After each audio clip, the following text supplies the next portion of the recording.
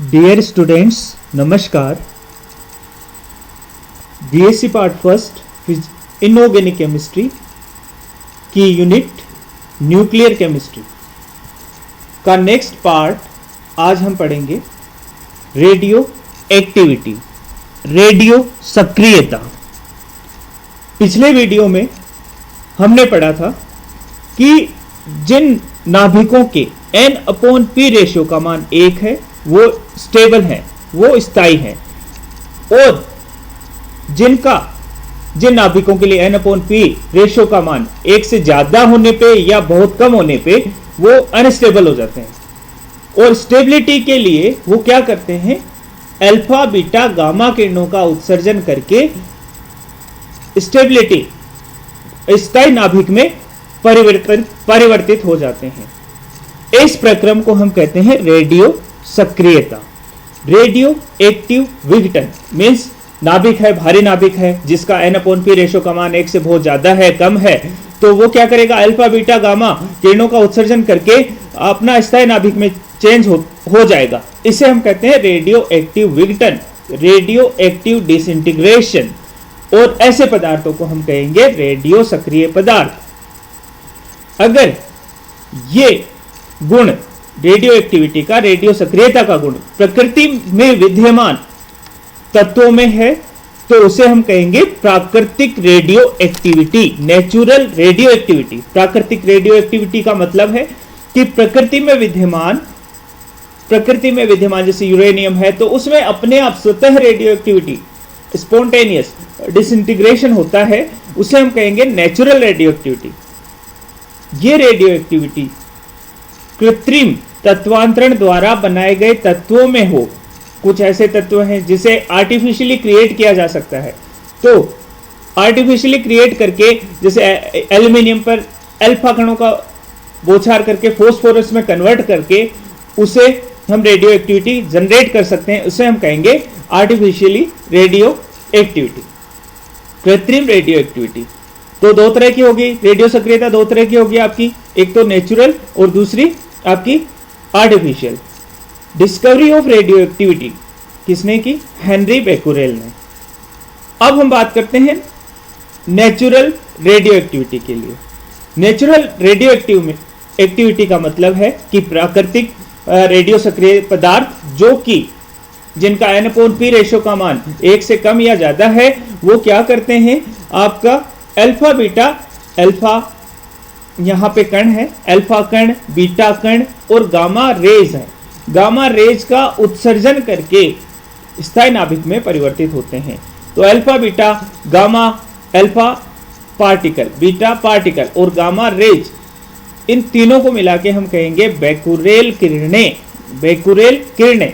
तो यहां पे प्रकृति में इनमें जो प्रकृति है अल्फा कण, अल्फा कण क्या है, आपके द्विधनावेशित हीलियम आयन, मीन्स आपका जो हीलियम है, हीलियम में 2 इलेक्ट्रॉन है, दोनों निकाल दीजिए आप, तो क्या बन जाएगा, हीलियम का नाभिक, that is the alpha particle. Beta particle क्या है, beta particle just like electron, electron पे मास नहीं होता लेकिन -1 चार्ज होता है, एकदम नगण्य मास होता है, नेग्लिजिबल। और गामा रेज है, ये तो इलेक्ट्रोमैग्नेटिक रेज है। इसके बाद इनके मास की बात करें, मास यहाँ पे जो नेचुरल रेडियो एक्टिविटी में अल्फा किरणों का मास है वो है आपका 4 AMU, एटॉमिक मास यूनिट, या ग्राम में बात करें 6.67 × 10⁻⁻24 ग्राम। बीटा किरणों की बात करें तो बीटा किरणों का जो मास है वो नेग्लिजिबल है, और ग्राम में बात करें तो हम एग्जैक्ट जो है 9.11 × 10⁻29 ग्राम, दैट इज नेग्लिजिबल। और गामा किरण है, इनका कोई मास नहीं है। इसके बाद वेलोसिटी की बात करें, वेलोसिटी में इसका होता है 14500 से 23000 किलोमीटर पर सेकंड, इतना वेलोसिटी होता है अल्फा पार्टिकल का। इसका होता है बीटा पार्टिकल का 16000 किलोमीटर पर second, that is beta particle का। और ये EMR है जिनकी वेलोसिटी होती है 3 × 10⁸ मीटर पर सेकंड। एनर्जी की बात करें, एनर्जी अधिक द्रव्यमान के कारण उच्च गतिज ऊर्जा होती है इनमें। एनर्जी द्रव्यमान ज्यादा है, E = m × c² से काफी ऊर्जा होती है, इनकी उच्च गतिज ऊर्जा होती है। यहाँ पे बीटा की बात करें तो बीटा में इनका मास नेग्लिजिबल है के कारण इनमें निम्न गतिज ऊर्जा होती है। इसके बाद हम बात करें गामा रेज की। गामा रेज की एनर्जी बहुत ज्यादा होती है, वो होती है आपकी E=h से निकालते हैं इनकी एनर्जी, जो बहुत अधिक ऊर्जा होती है इनकी। इसके बाद है विद्युत क्षेत्र में प्रभाव। इलेक्ट्रिक फील्ड में क्या इफेक्ट पड़ेगा? अगर हम इलेक्ट्रिक फील्ड में गामा रेज रखेंगे तो ये नेगेटिव इलेक्ट्रोड की ओर आकर्षित होती है, नेगेटिव इलेक्ट्रोड की ओर अट्रैक्ट होती है। क्यों होती है? क्योंकि इसमें पॉजिटिव चार्ज होता है। ये पॉजिटिव, बीटा की बात करें तो बीटा पार्टिकल इलेक्ट्रॉन है, जो इलेक्ट्रॉन है तो वो पॉजिटिव इलेक्ट्रोड की ओर आकर्षित होते हैं। और ये जो गामा है, गामा क्या है आपका? EMR है और उस पर कोई चार्ज नहीं है, इसलिए ये अप्रभावित रहते हैं विद्युत क्षेत्र में। पेनिट्रेशन पावर, किसी वस्तु को पेनिट्रेट करने की क्षमता, भेदन क्षमता होती है, ये सबसे ज्यादा जो होती है, सबसे कम होती है इसमें अल्फा पार्टिकल में। बीटा का पार्टिकल इनकी तुलना करें तो इसमें 1:100:10,000, यानी सबसे ज्यादा पेनिट्रेशन जो पावर है वो गामा रेज की होती है। इसके बाद है आयोनाइजेशन पावर, आयनीकरण करने की शक्ति। आयनीकरण करने की शक्ति सबसे ज्यादा अल्फा पार्टिकल में होती है। और रेशो की बात करें 10,000:10,100:1, यानी सबसे ज्यादा आपकी अल्फा पार्टिकल में होगी और सबसे कम आपकी होगी गामा रेज में। ZNS या फोटोग्राफिक प्लेट को प्रभाव, फोटोग्राफिक प्लेट पे इफेक्ट सबसे ज्यादा किसका होगा? अल्फा पार्टिकल सबसे ज्यादा प्रभावित करेंगे फोटोग्राफिक प्लेट को। उसके बाद गामा जो रेज है वो फोटोग्राफिक प्लेट को सबसे कम प्रभावित करेंगे। इसके बाद हम बात करते हैं अल्फा कण और हीलियम परमाणु में अंतर। जो हीलियम है, हीलियम हाइड्रोजन के बाद हीलियम है, हीलियम में आपके 2 इलेक्ट्रॉन होंगे और यहां पे दोनों इलेक्ट्रॉन निकाल देंगे तो क्या हो जाएगा? द्विधनावेशित, आपका 2+ चार्ज हो जाएगा इस पे और बन जाएगा alpha particle, that is only nucleus of helium. ये उदासीन होते हैं, इसमें 2 इलेक्ट्रॉन भी होते हैं। इसके बाद किसमें? हीलियम में। हीलियम उदासीन है, हीलियम में 2 इलेक्ट्रॉन है, ये द्विधनावेशित है और इसमें आपका हीलियम का नाभिक है केवल। इसके बाद हम बात करते हैं unit of radio activity, radio सक्रियता की इकाई। आपकी रेडियो सक्रियता की यूनिट है क्यूरी, जिसे हम CI लिखते हैं। क्यूरी का क्या मतलब है?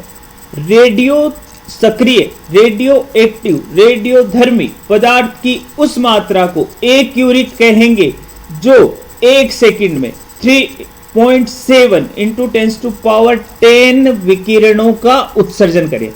मतलब आपका 1 क्यूरी कितने विकिरण के बराबर हो गए? पदार्थ की उस मात्रा के बराबर है जो कि 1 सेकंड में 3.7 × 10⁻10 विकिरणों का उत्सर्जन करे। तो क्यूरी बड़ी यूनिट होगी, इसलिए मिली क्यूरी होगी आपकी, मिली क्यूरी होगी 10⁻³ क्यूरी और माइक्रो क्यूरी होगी आपकी 10⁻6 क्यूरी।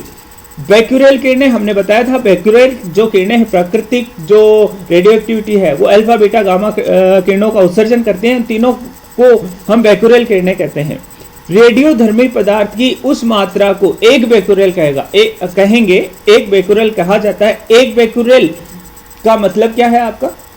कि रेडियो एक्टिव पदार्थ की वह मात्रा जो 1 सेकंड में 1 विघटन या 1 सेकंड में 1 विकिरण का उत्सर्जन करे। रेडियो धर्मी, रेडियो एक्टिव पदार्थ की वह मात्रा जो 1 सेकंड में 1 विकिरण का उत्सर्जन करे। मीन्स 1 क्यूरी बराबर क्या हो गया? 1 क्यूरी बराबर हो गया 3.7 × 10⁻10 बैक्यूरेल। उसके बाद बात करते हैं हम आर्टिफिशियल रेडियो एक्टिविटी या इंड्यूस्ड रेडियो एक्टिविटी, कृत्रिम रेडियो एक्टिविटी। ये प्रकृति में नहीं पाई जाती, ये आर्टिफिशियली क्रिएट की जाती है। इसे डिस्कवर किया था आयरन क्यूरी और फ्रेडरिक जोलेट ने। गिगर मूलर काउंटर ऐसा एपरेटस है जो रेडियो एक्टिविटी को मापने का उपकरण है। हम बात करते हैं आर्टिफिशियल रेडियो एक्टिविटी की। ये एल्यूमिनियम है, इस पे अल्फा पार्टिकल की बौछार करेंगे तो क्या बनेगा? फॉस्फोरस। अब यहाँ पे इसका मास बैलेंस देखते हैं। 27 मास नंबर प्लस 4 कितना हुआ? 31। यहाँ पे 30 + 1 दैट इज 31। यहाँ पे आपका चार्ज बैलेंस देखते हैं। 30 + 2 15, 13 + 2 15 और यहाँ हो गया 15 + 0 दैट इज 15। तो यहाँ पे आपका ये जो फॉस्फोरस है ये जिसका हाफ लाइफ टाइम 3 मिनट का हो गया, वो क्या करता है, पहले ये रेडियो एक्टिव नहीं था, अल्फा कणों के बौछार से ये फास्फोरस में कन्वर्ट हुआ और रेडियो एक्टिव बन गया। तो अब ये रेडियो एक्टिव बना, यानी N/P रेशियो इसका गड़बड़ हो गया। अब यहां पे हाफ लाइफ इसका हो गया 3 मिनट। 3 मिनट में ये क्या करता है, हाफ लाइफ मतलब आगे और डिटेल में पढ़ेंगे हाफ लाइफ हम, अभी तो ये देख लीजिए हाफ लाइफ 3 मिनट है इसका, और उसमें सिलिकॉन में कन्वर्ट हो गया, ये सिलिकॉन में कन्वर्ट हो जाता है ये, और इसके साथ एक पॉजिट्रॉन का उत्सर्जन होता है। तो यहां पे अपन देख लेते हैं मास बैलेंस देख लें, 30 that is 30 plus 0, 15 is equal to 14 plus 1। यहाँ पे कृत्रिम रेडियो एक्टिविटी और प्राकृतिक radio activity, artificial radio activity और नेचुरल रेडियो एक्टिविटी में क्या अंतर है वो देख लेते हैं हम। बोम्बार्ड करने वाले कणों के वेग को नियंत्रित करके इसके वेग को भी नियंत्रित किया जा सकता है। मतलब आपका जो आर्टिफिशियल रेडियो एक्टिविटी है, बोम्बार्ड कौन कर रहा है यहाँ पे, अल्फा पार्टिकल, इसके वेलोसिटी को कंट्रोल करके हम ये कंट्रोल कर सकते हैं, इसके आपको इसकी जो रिएक्शन है उसको कंट्रोल कर सकते हैं। लेकिन नेचुरल रेडियो एक्टिविटी को हम कंट्रोल नहीं कर सकते, वो प्रकृति में पाए जाने वाले भारी तत्वों में पाई जाती है, ये हल्के तत्वों में भी पाई जाती है। कृत्रिम रेडियो एक्टिविटी ये केवल भारी तत्वों में पाई जाती है। इसमें बीटा कणों के साथ पॉजिट्रॉन, बीटा कणों के साथ दैट इज पॉजिट्रॉन, बीटा कणों के साथ पॉजिट्रॉन व धनात्मक व ऋणात्मक मेसोन का उत्सर्जन होता है। बीटा कणों के साथ बीटा कणों का उत्सर्जन होगा, उसके साथ पॉजिट्रॉन भी होगा, और मेसोन, मेसोन जिसका मास होता है ये 0.1152 टू 0.7680 AMU मास होता है मेसोन। मेसोन दो तरह के हो गए आपके, पायोन और म्यूओन। पायोन pi plus pi minus pi 0, इस पे पॉजिटिव चार्ज होता है, इस पे नेगेटिव चार्ज होता है, इस पे न्यूट्रल, इस पे कोई चार्ज नहीं होता। ये है म्यूओन, म्यूओन आपका म्यू प्लस व म्यू माइनस, दो तरह के हो गए आपके, पॉजिटिव चार्ज और नेगेटिव चार्ज। तो यहाँ पे इसमें जो है बीटा कणों के साथ किसका उत्सर्जन होगा, आपका पॉजिट्रॉन और मेसोन पार्टिकल्स का उत्सर्जन होता है। इसमें बीटा कणों के साथ अल्फा कणों का उत्सर्जन होता है, किसमें, नेचुरल रेडियो एक्टिविटी में।